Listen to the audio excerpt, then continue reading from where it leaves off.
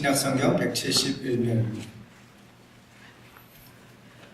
여러분이 한 목소리로 공독합니다. 시작. 예수께서 이르시되 내가 곧 길이요 진리요 생명이니 나로 말미암지 않고는 아버지께로 올 자가 없느니라. 아멘.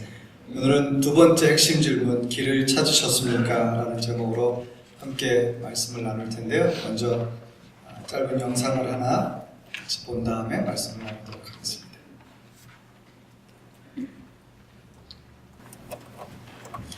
여러분이 보신 영상은 일본에서 제작된 것인데 일본 유튜브 조회수 1위를 기록한 3분에 보는 한 남자의 생애라는 제목의 영상입니다.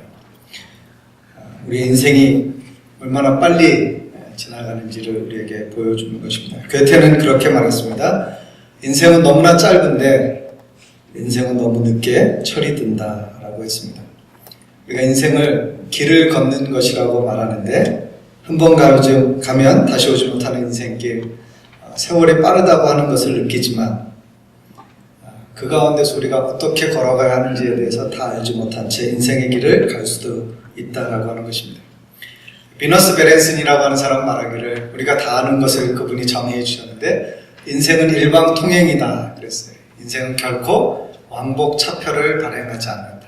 그래서 한 번 가는 인생인 것을 말하고 있습니다. 우리가 강가에 가서 흐르는 강물을 보았을 때 우리가 보는 그 물은 늘 거기로 흐르는 것 같지만 그러나 단 한 번도 그 물이 같은 장소를 두 번 흐르지 못한다는 사실을 우리는 기억하고 있습니다. 우리가 시간을 되돌릴 수 있는 방법은 없습니다. 제가 주보에도 그 명언을 썼는데 언제든지 돈은 더 벌려면 노력해서 벌 수 있지만 그러나 시간을 더 벌 수 있는 사람은 아무도 없다는 것입니다. 이 영상 가운데서 여러분이 어떤 장면이 가장 인상적이었는지 모르지만 사랑하는 아내의 죽음을 앞에 두고 이 남자가 그 시간을 벌기 위해서 그 시계추를 안간힘을 다해서 버티어보는 그 장면이 많은 사람들에게 깊은 인상을 주었던 것 같습니다. 우리는 한 번뿐인 인생이라고 말하는데 그 인생이 흘러가는 데 있어서 때때로 우리가 잘못 가지고 있는 태도는 뭐냐면 두 번 혹은 세 번 혹은 네 번 혹은 그 이상의 인생을 살아갈 것처럼 그 시간을 살아가고 있다는 사실입니다. 우리는 다 알고 있어요. 지금 말씀드리는 것에 대해서 여러분이 모르는 분도 없고 그거를 인정하지 않는 분도 없습니다. 그러나 우리가 그렇게 인생을 살아가고 있는지에 대해서는 우리 스스로가 자기에게 물어봐야 한다라고 하는 것입니다.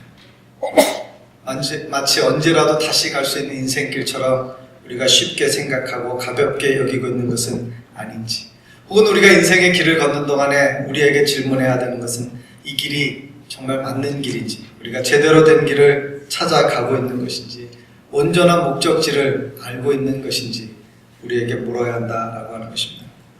오늘 함께 나누려고 하는 메시지, 요한복음 14장 6절 말씀을 따라서 우리가 같이 나누려고 하는데 첫 번째 메시지는 사람은 자기의 길을 알 수 없다라고 하는 것입니다. 여러분 혹시 길을 잃어보신 적이 있으십니까? 운전을 하다가 길을 잃어본 적이 있으신 분들은 길을 잃었을 때의 그 막막함이나 답답함을 잘 알 수 있을 것입니다. 저는 비교적 길눈이 밝은 편입니다. 그래서 웬만해서는 길을 잃어버리지 않는데 제 생애에 아주 결정적으로 길을 잃어버린 적이 한 번 있었습니다. 미국의 그랜드 캐년 옆에 데돌스 캐년이라고 하는 주립공원이 있는데 그 근처에서 하루 캠핑을 하기로 하고 여행을 하는데 너무 늦게 도착한 것입니다. 전화를 해서 디렉션을 받았는데 그때는 내비게이션이 차에 없었던 때였어요. 디렉션을 받았는데 아마 제가 다 기억을 못했든지 아니면 그 길을 따라가다가 뭔가 하나를 놓친 것 같아요. 그래서 그 길을 따라서 산길을 어떻게 해가지고 올라갔는데 캠핑장이 없는 거예요. 그래서 어떻게 해야 되나? 밤은 깊어가고 깜깜해져서 칠흑같이 어두워요. 왜냐하면 인가도 하나도 없는 광활한 대지에, 고원지대에 그냥 나무들이 잡목이 우거져 있는 그곳에 차 하나가 서 있는 것입니다. 그런데 올라가 보니까 길이 하나가 아니고 길이 여러 갈래인 거예요. 더더욱 당황스럽습니다. 이거 가다가 어떻게 되나? 그래서 이제 여차 해가지고 그 관리사무소 있는 데까지 찾아갔습니다. 그런데 너무 늦어가지고 다 직원들은 퇴근해버리고 문은 닫히고 불도 다 꺼져 있는 거예요. 들어갈 수도 없고 돌아갈 수도 없는 상황이었습니다. 근데 거기에 마침 어떤 두 사람이 열심히 전화를 하고 있더라고요. 그래서 그들이 전화가 끝나기를 기다렸다가 너희 여기 있을 거냐 아니면 다시 시내로 나갈 것이냐. 가장 가까운 도시가 모압이라는 도시가 있는데 거기서부터 약 50km 정도 떨어진 도시가 있었어요. 시내로 간다는 거예요. 그럼 잘 됐다. 내가 길을 잃었는데 나도 모압까지 다시 가려고 하니까 앞장서라. 내가 뒤를 쫓아가겠다. 그 사람들은 길을 잘 아는 사람이고 또 원래 좀 빨리 운전하는 사람인지 그 심야에 9시, 10시 되는 시간에 차를 100km, 120km로 몰고 그 산길을 달려가는 거예요. 저는 어떤 입장이냐면 놓치면 죽을 수도 있다라는 절박한 심정이기 때문에 제 생에 그렇게 긴장하면서 운전을 한 적은 없었던 것 같아요. 나중에 보니까 막 팔이 저릴 정도로 좀 평소에도 이렇게 가속하는 편이 아닌데 그걸 놓치지 않으려고 가까스로 쫓아가서 이제 모압이라는 도시에 딱 가서 첫 번째 보이는 호텔에 들어가서 짐을 풀고 너무 배가 고픈 나머지 이제 음식을 사다 먹고 그날 밤에 안도의 한숨을 내쉬었습니다. 만약 그 산중에서 길을 잃고 차가 거기에 멈춘다든지 했을 때 우리 가족들은 아이들 다 타고 있는데 거기서 밤에 제대로 편히 쉴 수도 없을 뿐더러 짐승이 나온다든지 무슨 일이 있었을 때 대처할 수 있는 능력이 없다라고 하는 것이 큰 두려움을 주었습니다. 산에서 길을 잃는 것은 인생에서 길을 잃는 것에 비하면 그것은 가벼운 일이라고 말할 수 있습니다. 우리가 인생을 살다 보면 가끔 길을 잃는 것과 같은 느낌이 들 때가 있습니다. 인생에서 그래서 속도보다는 방향이 중요하다라는 말을 사람들이 참 많이 합니다. 왜냐하면 우리가 길을 잃거나 잘못된 길에 들어섰을 때 거기서부터 돌아오는 것은 언제나 더 많은 희생을 요구하고 있기 때문입니다. 배가 목적지가 있으면 항해이지만 목적지가 없으면 표류라고 말합니다. 여행도 목적지가 있으면 그것을 여행이라고 부를 수 있지만 그렇지 않으면 떠돌이 신세라고밖에 말할 수 없는 것입니다. 우리가 이 자연의 원리 가운데서 참 경탄을 금치 못하는 것이 있는데 그것은 자연이 시기를 아는 것이고 또 짐승들도 자기가 가야 할 곳을 안다는 사실입니다.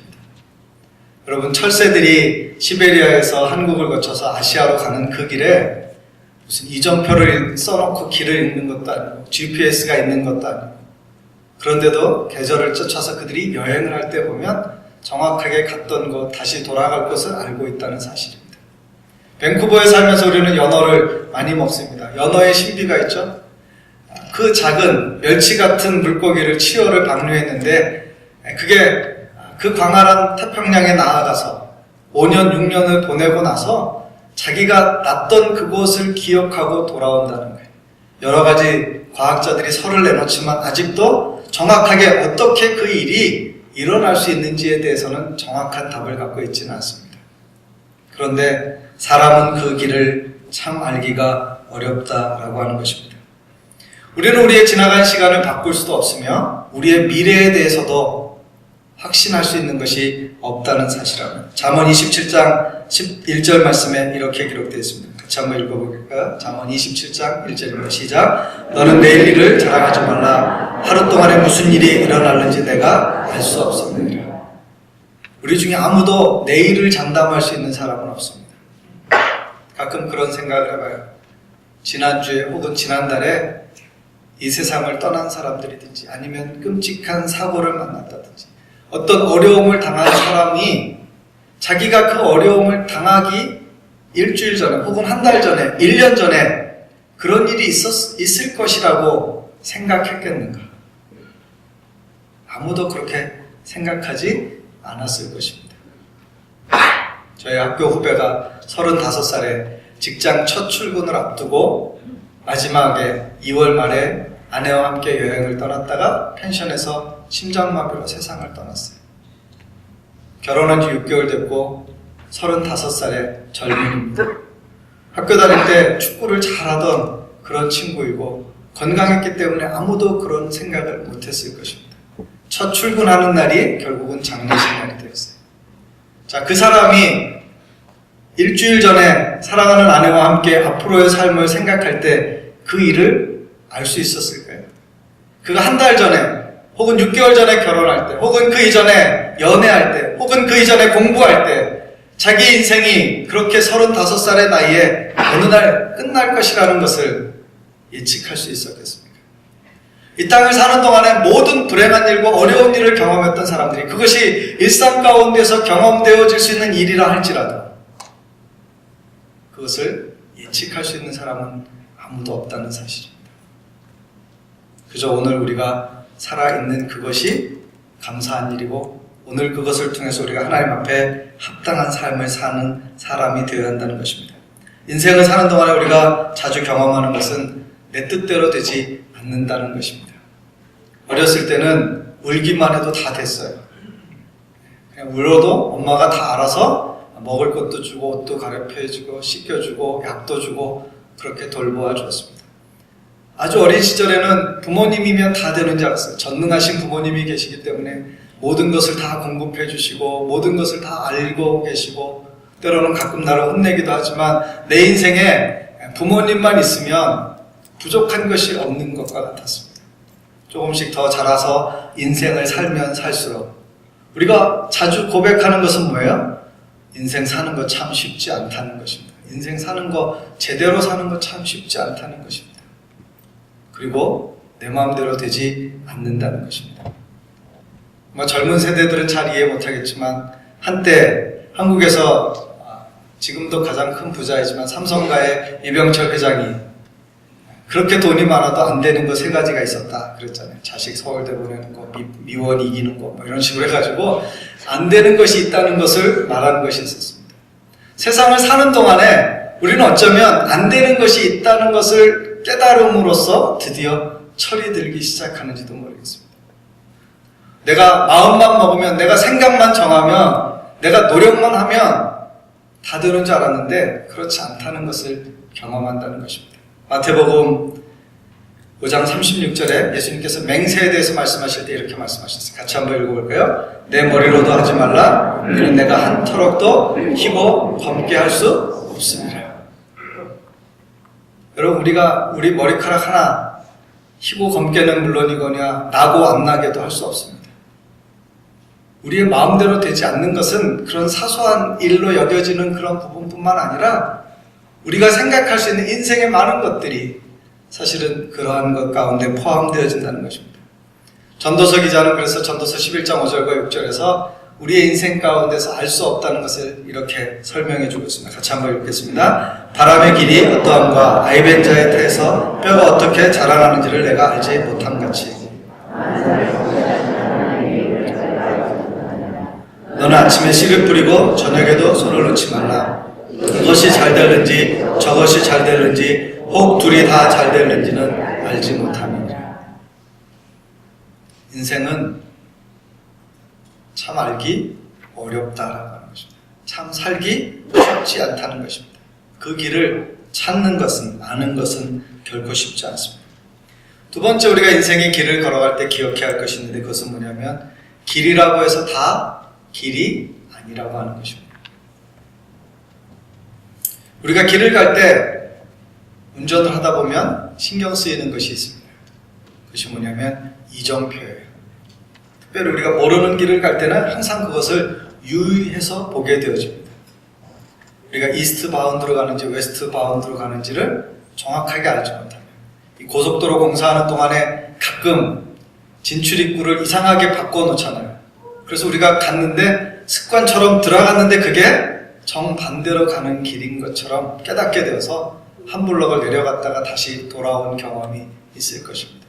길을 갈 때 이정표를 잘 보아야 한다는 사실입니다. 어떤 길은 그 길 입구에 이렇게 써 있을 수도 있어요. No exit. 그럼 어떻게 해요? 거기로 들어가면 다시 돌아 나오는 것 외에는 길이 없다는 것을 알 수 있습니다. 어떤 길은 No trespassing. 지나가지 말라고. 여기는 개인적인 사유지이기 때문에, 여기는 또 글로 들어갈 수 없는 길이기 때문에 들어가지 말라고 하기도 합니다. 이 어떤 도로 표지판에는 보면은 wrong way 이렇게 써가지고 X 표시해놨잖아요. 꼭 가면은 될 것 같은 길인데 절대로 글로 들어오면 안 된다는 거예요. 왜냐하면 그때는 우리가 세상의 모든 차와 맞짱을 뜰 수도 있다 이렇게 가르쳐줍니다. 왜냐하면 그 길이 역방향으로 가고 있는 길이기 때문입니다. 인생의 길을 걸어갈 때 우리가 갈림길을 만나면 그때마다 항상 선택의 길에서 고민합니다. 어떤 길은 길인 것 같아서 갔는데 나중에 가보니까 막힌 길이에요. 어떤 길은 길인 줄 알았는데 길이 없는 것을 경험할 때도 있다는 사실입니다. 인생을 살아갈 때 제대로 된 길을 걷지 않으면 우리가 어떤 길을 걸을 때 그 길에서 유익을 얻을 수 없다라고 하는 것입니다. 마태복음 7장 13절은 우리에게 이렇게 길에 대해서 권고해 줍니다. 같이 읽어볼까요? 좁은 문으로 들어가라. 멸망으로 인도하는 문은 크고 그 길이 넓어 그리로 들어가는 자가 많고. 예수님은 이 땅에서 하나님의 나라를 위해서 살아가는 사람들을 좁은 문으로 걸어가는 사람이라고 말했습니다. 세상을 사는 가장 쉬운 방법은 뭐냐면 세상 사람들이 사는 대로 사는 거예요. 그리고 그렇게 적당하게 핑계할 수 있습니다. 남들도 다 그래. 남들도 다 그래. 여러분, 남들도 다 그래 라는 길로 가다가 우리가 허망한 것을 경험할 수 있다는 사실을 기억하시기 바랍니다. 길이라고 해서 무작정 들어갔는데 그게 끝내는 제대로 된 길이 아닌 것을 우리가 경험한다면 그것은 인생에서 가장 씁쓸한 그리고 가장 고통스러운 경험이 될 것입니다. 시편 1편 6절은 우리에게 이렇게 설명하고 있습니다. 같이 읽습니다. 무릇 의인들의 길은 여호와께서 인정하시나 악인들의 길은 망하리로다. 이 땅을 사는 동안에 반드시 제대로 된 길을 걸어야만 합니다. 우리는 우리가 길을 선택해서 가지만 그러나 그 길의 결과에 대해서 그 길에 대해서 심판하시는 하나님이 있다는 사실을 잊지 말아야 한다는 사실입니다. 사람들은 다 자기 의지, 자기중심적인 사고를 가지고 살면서 자기의 생각과 뜻대로 그 길을 걸어갑니다. 그런데 그 길이 바른 길이 아니면, 그 길이 하나님을 기쁘시게 하는 길이 아니면 사람 가운데 행악함으로 그들이 하나님을 믿지 않기 때문에 그것을 옳은 길로 여기고 살아갈지라도 그 길의 결국은 항상 있다라고 하는 사실을 기억하셔야 합니다. 잠언 16장 25절에 이런 말씀을 기록해 놓았습니다. 같이 한번 읽어볼까요? 어떤 길은 사람이 보기에 바르나 필경은 사람 사망의 길이다. 여러분, 좋아 보이는 길이 있지만 그 길이 잘못된 길일 수도 있습니다. 인생을 사는 동안에 사람들이 쓰디쓴 경험을 하게 되었을 때 그것의 원인을 찾아보면 언젠가 어떤 사람을 만났든지 어떤 기회가 있든지 어떤 실수를 하든지 어떤 잘못된 것을 붙잡든지 자기 인생길에서 뭔가 잘못된 것이 시작된 그 길의 첫걸음이 있었던 것을 생각하게 될 것입니다. 그 길이 있었기 때문에 그 길의 결과가 어떻게 됐어요? 그것이 당장 오늘 내가 걷는 이 한 걸음의 걸음을 통해서 어떤 일이 내게 직접적으로 영향을 주진 않습니다. 그러나 그것이 5개월 후에, 1년 후에, 5년 후에, 10년 후에 혹은 평생을 걸어간 후에 그것이 잘못된 길이라고 하는 사실을 깨닫게 한다는 사실입니다. 인생에 많은 경우 우리가 후회를 남기는 것들이 참 많이 있어요. 그것은 뭐냐면 우리가 그 길을 걸을 때 제대로 된 길을 걷지 않았다라고 하는 반증인 것입니다. 똑같은 길을 가지만 이 세상에는 어떤 사람들은 방황하면서 인생의 길을 살아갑니다. 어떤 사람들은 자기 의지와 자기 힘을 가지고 살아가면서 열심히 노력하지만 제대로 된 길을 걷지 못하는 사람들도 있습니다. 산에 오르는 사람들이 흔히 산에서 길을 잃었을 때 이렇게 그 길을 찾는 과정을 나중에 조사해 보면 그게 특징이 하나 있다라고 합니다. 그것이 뭐냐면 환상 방황이라고도 하고 또는 윤형 방황이라고도 하는데 그것이 뭐냐면 자기가 길을 잃었던 곳에서부터 한 2km 정도의 바운더리 안에서 계속 뱅뱅 돈다는 사실이에요. 그 길을 알지 못한 채 산중에서 길을 잃으면요 길인 것 같아서 뭔가를 발견하면 계속 걸어갑니다. 이 길로 가다 보면 뭐가 나오겠지라고 생각하면서 걸어요. 근데 결국은 그 범주를 벗어나지 못하고 그 길 안에서 계속 헤매고 있다는 사실을 발견합니다. 근데 왜 사람들이 그렇게 헤맬까라는 것에 대해서 디스커버리 채널에서는 그렇게 얘기했다고요. 그것이 뭐냐면 사람이 오른발과 왼발이 있는데 자기에게 더 힘을 실어주는 발이 있다는 거예요. 그래서 자기가 어떤 쪽으로 계속 의지하고 그 방향을 걸어가는 것이 무의식 가운데에서 선택이 되어진다는 거예요. 마치 그것은 우리가 세상을 사는 동안에 자기가 생각하는, 자기가 경험했던, 자기가 이해하고 있는, 또는 자기가 예측할 수 있는, 자기가 기대하는 자신이라고 하는 그 바운더리 안에서 벗어나지 못한 채 넓은 세상이나 하나님의 뜻을 발견하지 못한 채 살아갈 때 경험하게 되어지는 방황이라고 하는 것입니다. 어떤 사람들은 길도 없는데 계속 길을 찾기 위해서 인생의 기회들을 다 낭비하는 사람들도 있습니다. 길을 걸어갈 때 우리가 항상 염두에 둬야 할 것은 내가 걷는 길이 하나님이 원하시는, 그리고 사람으로서 마땅히 걸어야 할 합당한 길인가에 대한 고민이 있어야 된다는 것입니다. 어떻게 길을 선택해야 될까요? 그것이 오늘의 마지막 메시지입니다. 그것은 우리가 생명의 길, 구원의 길로 가야 한다는 사실입니다. 여러분, 누구에게 길을 물을 수 있겠습니까? 누구에게 길을 물어야 합니까? 여러분이 만약 오늘 밴쿠버에 처음 오셨어요. 그래서 여기가 어딘지도 모르지만 잘 오셨습니다. 여기에서부터 이제 어디 다른 곳으로 가야 돼요. 다운타운을 가려고 합니다. 여러분이 지도도 없을 때 어떻게 다운타운에 갈 수 있겠습니까? 일단 차를 몰고 나가십니까? 대부분 그렇게 하지 않을 거예요. 내가 오른쪽으로 가야 될지 왼쪽으로 가야 될지도 명확하게 결정하지 않은 채 길을 떠나는 것은 너무나 위험스럽기 때문입니다. 우리가 아마 지도가 필요할 수도 있고, 요즘 같으면 내비게이션을 찾을 수도 있고, 그렇지 않으면 우리가 그 길을 아는 사람에게 물을 것입니다. 그래서 누군가에게 내가 지금 어디를 가려고 하는데 어떻게 가는 게 좋겠습니까? 그런 질문을 던지게 될 것입니다. 우리의 인생의 길을 우리가 알지 못할 때, 우리가 선택할 수 없을 때, 우리가 올바른 길을 가고 있다는 확신이 없을 때 우리가 길을 물어야 합니다. 누구에게 묻습니까? 오늘 성경 요한복음 14장 6절은 이렇게 우리에게 가르쳐 주고 있습니다. 예수께서 이르시되 내가 곧 길이요 라고 말씀하십니다. 예수님은 우리에게 생명의 길, 진리의 길로 안내해 주겠다고 말씀하지 않으십니다. 예수님이 이미 그 길이신 것을 말씀하십니다. 다시 말해서 우리가 이 땅에서 사는 동안에 정말로 생명을 얻고 구원받고 또 영원한 가치를 인식하고 살아가기 위해서는 우리의 인생의 길이 예수라는 길을 통해서 걸어갈 때 바른 길이 되어줄 수 있다라고 하는 것입니다. 고대에 항해하는 사람들은 나침판이 나오기 전에는 북극섬을 중심으로 했어요. 이 별은 어디에서나 보이고 또 자리로 움직이지 않기 때문에 방향을 정하는 데 있어서 굉장히 중요한 지침이 되었습니다. 그래서 사람들은 이 별을 중심으로 해서 자기가 가고자 하는 방향을 알았어요. 또 나침판이 발견된 이후에는 사람들이 이제 그것으로 방향을 구분해서 어디로 가는지를 알게 되었던 것입니다. 산에서 길을 잃었을 때 전문가들은 그렇게 조언합니다. 높은 곳에 올라가서 전체를 조망할 수 있는 것이 있어야 된다. 우리가 어떤 건물을 볼 때에도 그냥 보아서는 알 수 없지만 설계도라든지 조감도라든지, 그래서 무언가 바깥에서부터 더 높은 곳에서 그것을 보게 되었을 때 그 모든 것들이 명확하게 드러나지는 것처럼 성경은 예수 그리스도 안에서 우리의 인생의 길을 발견할 때 우리의 길이 참된 길이 된다는 것을 가르쳐주고 있습니다. 오늘날 후기 현대사회의 특징은 많은 사람들에게 세상에 다양한 종교가 있지만 그 모든 것들이 각각의 구원의 길이 있고 그 구원의 길은 결국 같은 것처럼 말해주는 것들이 있습니다.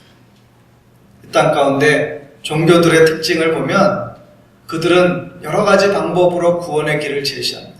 어떤 묵상을 통해서, 명상을 통해서 자기 자신의 마음을 다스리는 것으로 길을 제시하기도 합니다.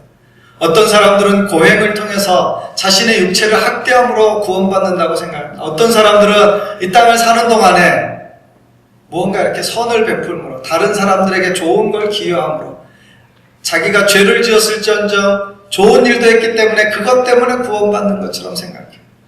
또 어떤 사람들은 마치 산에 오르는 다양한 길이 있는 것처럼 이 길로 가든 저 길로 가든 결국 정상에서는 다 똑같은 것이다, 그렇게 말하는 것을 볼 수 있습니다. 그러나 성경은 우리에게 그렇게 가르치지 않습니다. 우리가 선을 행한다고 해도 하나님의 의에는 합당하지 않습니다.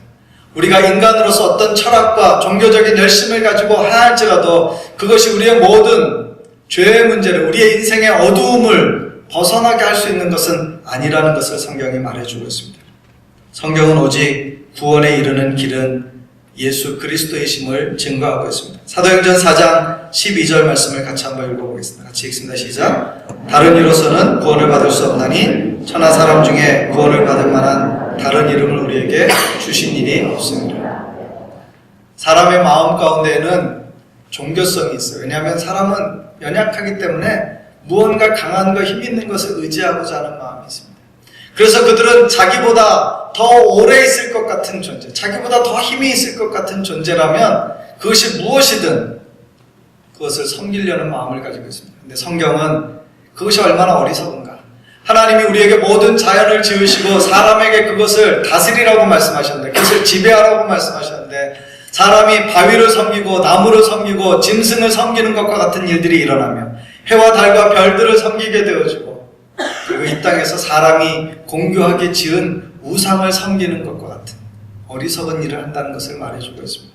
그리고 그것으로는 결코 우리에게 영원한 구원이라고 하는 것이 있을 수 없다는 것을 말해줍니다.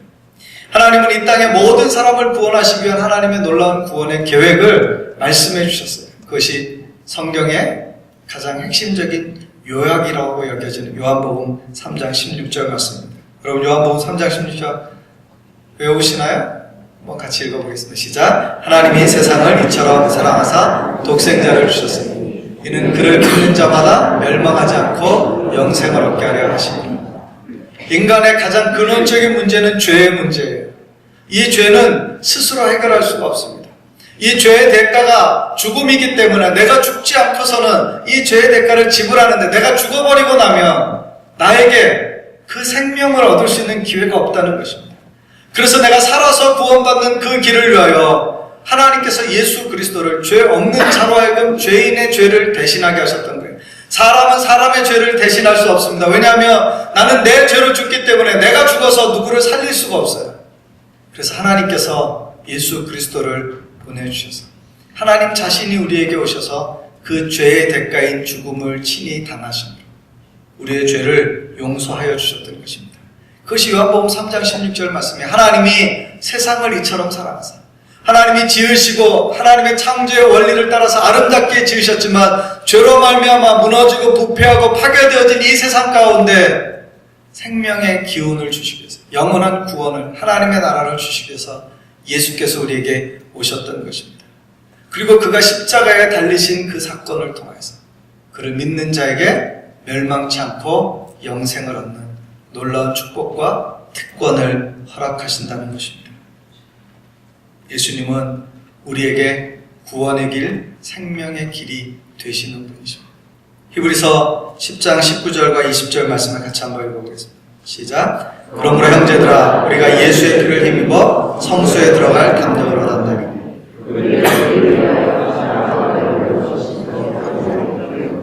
위장은 곧 그의 육체니라. 구약시대에는 하나님께 나아갈 때 제사장들이 일반적으로 가서 제사를 드릴 수 있는 성소가 있고, 그 안에는 하나님께 1년에 한 번 대속죄일에만 들어갈 수 있는 지성소라는 것이 있었습니다. 그 사이에는 휘장이 있었어요. 그 휘장이 하나님 앞에, 거룩하신 하나님 앞에 나아갈 때 우리의 죄를 속하지 않고서는 나아갈 수 없다는 것을 엄히 가르쳐 주는 것이었습니다. 사람은 죄 때문에 거룩하신 하나님께 나아갈 수 없었습니다. 그런데 예수께서 십자가에 달리셔서 우리 죄로 말미암아 죽을 우리의 모든 죄를 용서하여 주심으로 죽음의 권세를 이기셨기 때문에 히브리 기자는 그것을 설명할 때 그것이 하나님께 나아갈 수 있는 새로운 길이다, 생명의 길이다, 이렇게 설명하고 있는 것입니다. 그래서 예수님이 요한복음 14장에서 내가 곧 길이요 라고 말씀하시는 것입니다. 예수를 믿는 것은 예수님이 우리의 인생의 길이 되어주셔서 우리가 그 길로 가면 하나님의 나라에 이룰 수 있도록 우리를 안내하는 길이라는 것입니다. 그 길을 잘 보여주는 것이 인생의 지도인 성경입니다. 하나님은 우리에게 이 말씀을 기록하여 주셔서 길 대신 예수 그리스도를 소개해 주고 있습니다. 성경의 주인공은 누구예요? 성경의 주인공은 예수 그리스도이십니다. 성경은 구약과 신약으로 나누는데 그 분기점은 뭐냐? 이 땅에 오셔서 우리를 구원하시기 위하여 십자가를 지신 예수 그리스도의 생애를 따라서 그 이전을 오래된 약속 구약이라고 부르고 그 이후를 새로운 약속 신약이라고 말합니다. 구약 시대에는 인간이 죄를 지은 사건부터 시작해서 어떻게 예수께서 오시게 되었는지 그 모든 약속과 성취를 기록했습니다. 신약은 예수께서 이 땅 가운데 오셔서 우리를 구원하시기 위해서 어떤 일을 행하셨는지, 앞으로 우리가 하나님 안에서 살게 될 영원한 그 나라를 꿈꾸는 그런 믿음의 사람들로 이 땅을 어떻게 살아가야 할지를 가르쳐주는 말씀으로 기록되어져 있습니다. 성경에서 우리는 많은 지식과 정보를 얻을 수 있습니다. 그러나 가장 중요한 것은 성경이 우리의 인생의 길을 걸어가는 데 있어서 지도가 된다는 것입니다. 여러분이 인생을 사는 동안에 예수가 길이시며 그 예수의 길을 안내해 주는 것이 바로 하나님의 말씀인 성경인 것을 믿음으로 고백하시고 그 말씀을 따라 살아가실 수 있기를 바랍니다. 요한복음 5장 39절에 예수께서 이렇게 말씀하셨습니다. 같이 한번 읽을까요? 너희가 성경에서 영생을 얻는 줄 생각하고 성경을 연구하거니와 이 성경이 곧 내게 대하여 증언하는 것이라. 성경은 누구에 대해 증거해요? 예수 그리스도에 대해서 증거합니다. 예수가 길인 것을 성경이 증거해요. 성경을 읽을 때 우리는 그 가운데에서 하나님께서 우리를 구원하시기 위하여 구약에서 예수 그리스도에 대해서 약속을 주시고 선지자들을 통해서 다시 약속하시고 다시 약속하시고 다시 약속하시며 마침내 예수 그리스도의 탄생과 생애와 죽음과 부활을 통해서 그 구원의 역사가 성취된 것에 대해서 말씀하고 있습니다. 그분이 다시 가시면서 오실 것에 대해서 말씀하신 것에 대해서 증거해 주고 있는 것입니다. 인생의 지도는 인생의 시작과 끝을 알게 해주는 성경을 통해서 발견할 수 있습니다. 여러분이 인생을 어떻게 살아야 하는지를 알기 원하십니까? 하나님의 말씀을 대하십시오. 하나님의 말씀을 읽으십시오. 하나님의 말씀을 들으십시오. 하나님께서 기록하여 주신 말씀으로 말씀하시는 것을 따라 여러분의 인생을 살아가시면 하나님 앞에서 복된 삶을 살게 될 줄로 믿습니다. 우리의 인생 가운데 하나님이 가지고 계신 놀라운 계획들이 이 성경 가운데 들어있어요.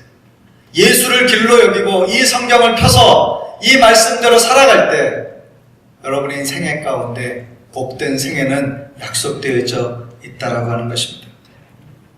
우리가 예수를 개인의 구주로 영접한다는, 예수를 믿기로 결심한다는 것은 길 대신 예수님 내 인생의 길이 되어주셔서 내 모든 죄를 용서하시고 하나님께 나아갈 수 있게 해주십시오. 그렇게 고백하는 것이며 동시에 예수를 믿을 때 우리 안에 하나님의 놀라운 역사가 임해요. 그것이 뭐냐면 예수 믿으면 우리 안에 성령이 들어오시는 것입니다. 그래서 우리가 하나님의 자녀인 것을 깨닫게 되는 거예요. 우리가 예수 믿으면 우리 안에 우리가 이전에 알지 못했던 신비한 경험이 일어납니다. 그것은 성령께서 내 안에 계셔서 내게 가르치시고 말씀하시고 깨닫게 하시고 죄에 대하여 의에 대하여 하나님에 대하여 하나님의 나라에 대하여 말씀하신다는 사실입니다. 우리가 죄 가운데 살 때에는 무뎌져서 있기 때문에 영적으로 죽은 상태이기 때문에 어떠한 하나님의 말씀도 들을 수 있는 것이 없어요. 그러나 하나님의 성령이 우리 안에 계시면 하나님이 우리에게 말씀하여 주시는 그것을 들을 수 있는 것이 생깁니다. 우리 안에 계시는 성령님은 여러분의 인생을 살아가는 동안에 마치 내비게이션과 같이 여러분의 인생을 인도하시고 도우시는 분이신 줄로 믿습니다.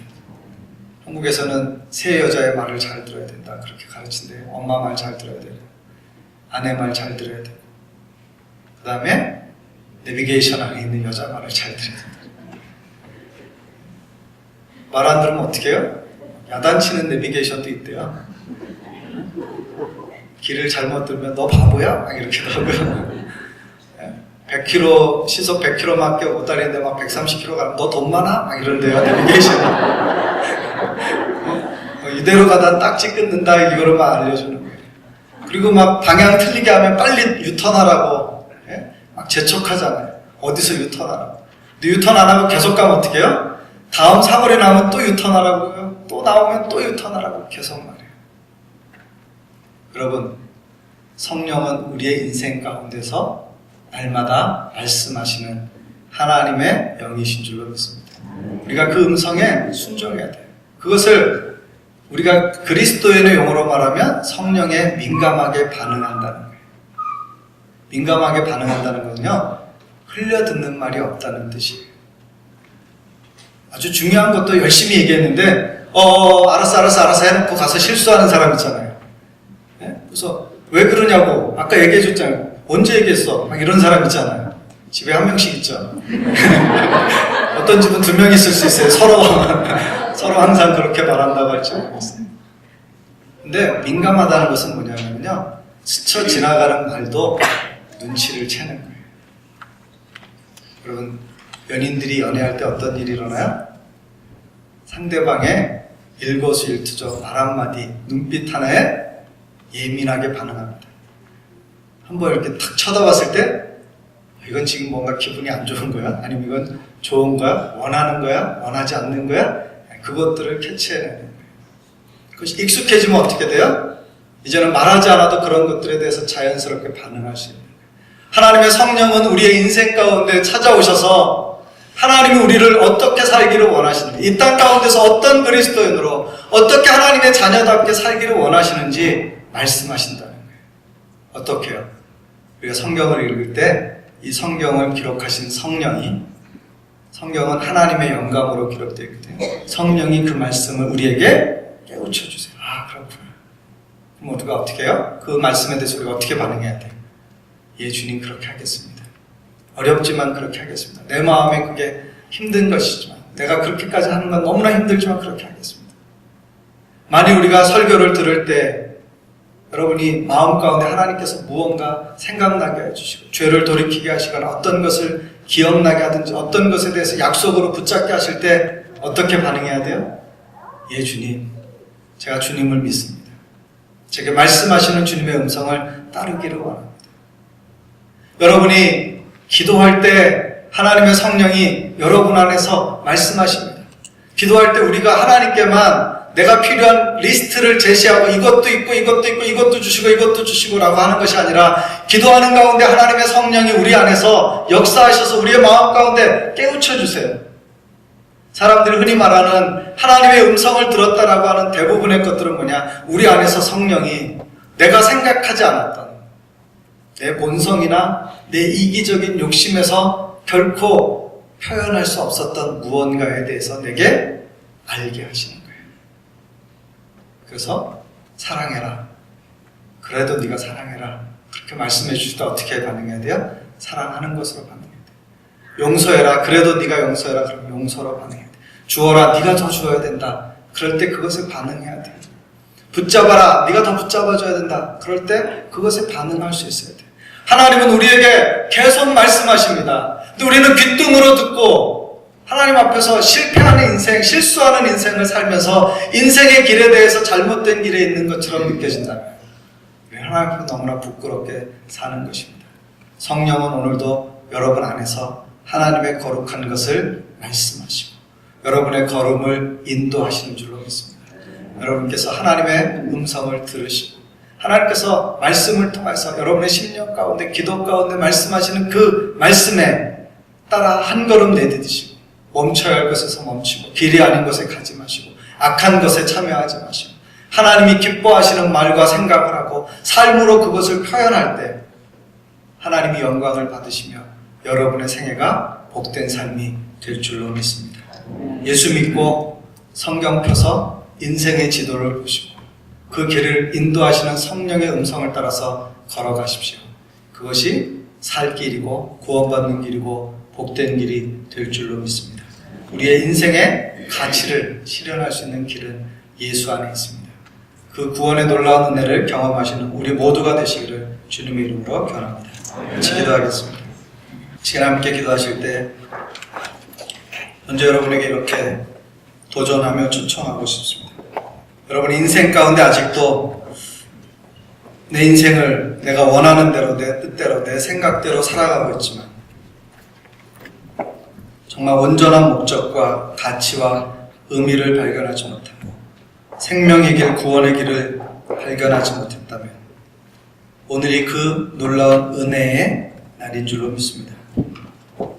예수께서는 우리의 인생의 길이 되어주셔서 우리의 심령 가운데 있는 모든 죄를 용서하기 위하여 십자가를 지시고 오늘도 말씀하여 주시고 오늘도 우리의 길을 인도하여 주십니다.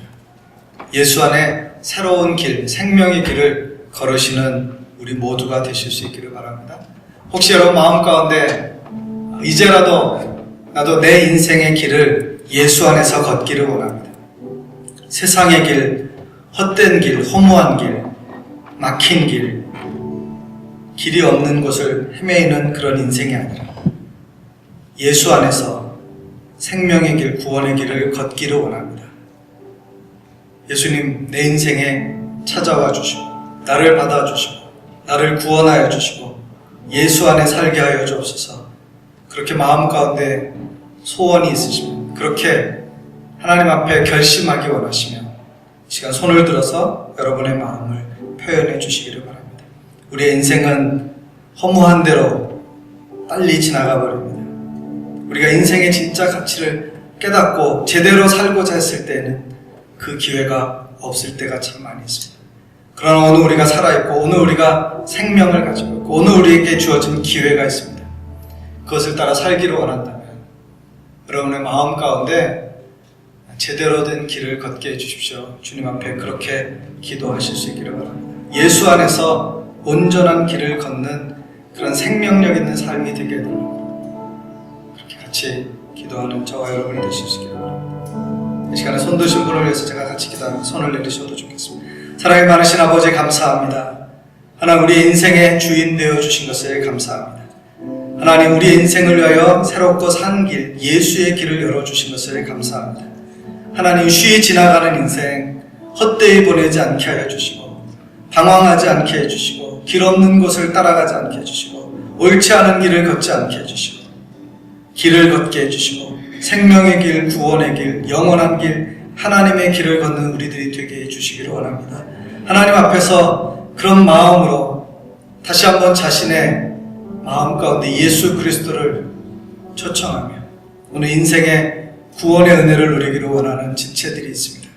사랑하는 성도들을 하나님 붙들어 주시고 저들의 생애 가운데 온전한 구원, 온전한 하나님의 나라, 온전한 생명이 이루어지도록 축복하여 주시옵소서. 하나님 그 믿음과 결단이 아름답게 이후의 삶을 변화시키는 거룩한 결단이 되게 하여 주시옵소서. 한 번 더 기도하실 때 여러분 가운데 믿음 안에서 온전한 길을 찾았지만 그 길을 걷는 동안에 너무 길에서 오래 쉬거나 잠시 곁길에 떨어져 있거나 혹은 마음 가운데 갈등하는 부분들, 아파하는 부분들, 하나님 앞에 부끄러움과 또 꺼리끼는 것이 있어서 더 가까이 나아가지 못하는 심령이 있다면 하나님 나를 다시 한번 그 은혜 안에서 새롭게 하여 주시고 내가 이 길을 걷는 동안 나그네의 길, 순례자의 길을 걷는 동안 하나님 온전히 걷게 해주십시오. 순종함으로 걷게 해주십시오. 주님을 향해서 달려가게 해주십시오. 바울이 고백했던 것처럼 나의 달려갈 길을 마치고 그렇게 믿음을 지켰다라는 고백을 할 수 있는 그런 심령으로 삼아 주십시오. 하나님 앞에 이 아침에 그렇게 새로운 마음으로 변화되어지기를 소원하는 분이 있다면 손을 들어서 주님 앞에 그 마음을 표현해 주시기를 바랍니다. 여러분의 마음을 하나님 앞에 드리는 것입니다. 사람에게 보이는 것이 아닙니다. 여러분의 마음을 하나님 앞에 드리는 것입니다. 하나님 앞에 그렇게 살기를 원하시며 그런 마음으로 다시 한번 기도하셨습니다. 우리의 남은 생애가 우리가 걷는 그 길에서 후회 없는 길이 될 수 있도록 주여 인도하여 주옵소서. 그렇게 다짐하신 우리가 되시기를 바랍니다. 이 시간에 합심하여 기도합니다. 하나님 온전히 길을 걷게 해주십시오. 제대로 걷게 해주십시오. 사람답게 살게 해주십시오. 그리스도인답게 살게 해주십시오. 하나님의 나라의 백성답게 살게 해주십시오. 부끄러움 없는 삶이 되게 하여 주옵소서. 하나님의 영광을 나타내는 삶이 되게 해주십시오. 거룩한 삶이 되게 해주십시오. 세상 가운데 믿음을 보이는 삶이 되게 해주십시오. 그렇게 합심하여 함께 기도합니다.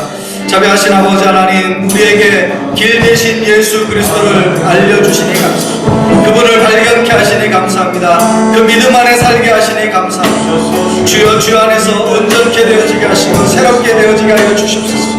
아버지 하나님 땅을 사는 동안에 아버지 하나님 헛된 길에 저희가 매이지 않게 하여 주옵소서. 곁길로 가지 않게 하여 주옵소서. 잘못된 길로 가지 않게 해 주십시오. 아버지 하나님 길에서 너무 오랫동안 쉬지 않게 해주십시오. 아버지 하나님, 우리에게 목적지가 있는 것을 기억하게 해주시고, 아버지 하나님, 그 길을 걷는 동안 아버지 성실함으로 열심으로 아버지 하나님 최선을 다해 경주함으로 하나님의 나라에 이르는 저희들이 다 될 수 있도록 인도하여 주시옵소서. 하나님, 화다한 증인들이 우리에게 있습니다. 아버지 하나님, 우리도 온전히 믿음으로 이 세상을 살게 하여 주셔서 하나님의 나라에 이를 때 영광스럽게 그 나라에 하나님의 자녀들이 다 될 수 있도록 인도하여 주시옵소서. 헌신의 길을 걷는 사람들 되게 해주십시오. 온전히 걷는 사람들, 그리스도인답게 살아가는 저희들 될 수 있도록 하나님 축복하여 주시옵소서. 좋으신 하나님, 우리 인생 가운데 길을 찾지 못하고 방황할 때, 곁길로 가고 있을 때 예수 그리스도를 통하여서 구원의 은혜를 베풀어 주시고, 길 대신 주님 따라 하나님을 믿는 믿음 안에 영원한 생명을 얻고 이 땅 가운데서도 하나님의 자녀의 권세를 누리며 살 수 있도록 축복하여 주시니 감사합니다. 하나님, 우리 가운데 한 영혼도 이 길에 서지 못한 자가 없게 해주십시오. 하나님, 모두 다 이 구원의 길에, 생명의 길에서 인생의 허무와 아버지 하나님 아픔과 공허함을 경험하기 전에 영원하신 하나님을 그 심장에 품고 살아가는 복된 주의 자녀들 다 되게 하여 주십시오. 하나님, 먼저 구원하여 주신 주의 자녀들, 주의 백성들, 이 땅을 사는 동안에 나그네와 순례자인 것을 잊지 않게 해주십시오. 하나님, 길에서 너무 오래 쉬지 않게 해주십시오. 하나님, 잠시라도 곁길에 있지 않게 해주십시오. 우리가 온전히 좁은 길, 생명의 길, 구원의 길에 서게 해주시고 믿음을 따라 끝까지 살게 하여 주셔서 주의 나라 임하실 때 영광스럽게 주님 앞에 서는 하나님의 자녀들 다 되게 하여 주시옵소서. 아버지 하나님, 우리의 생명을 구원하신 하나님 앞에 생명을 드리는 헌신과 사랑이 있도록 우리를 붙잡아 주시고 격려하여 주시옵소서. 예수님의 이름으로 축복하며 기도합니다.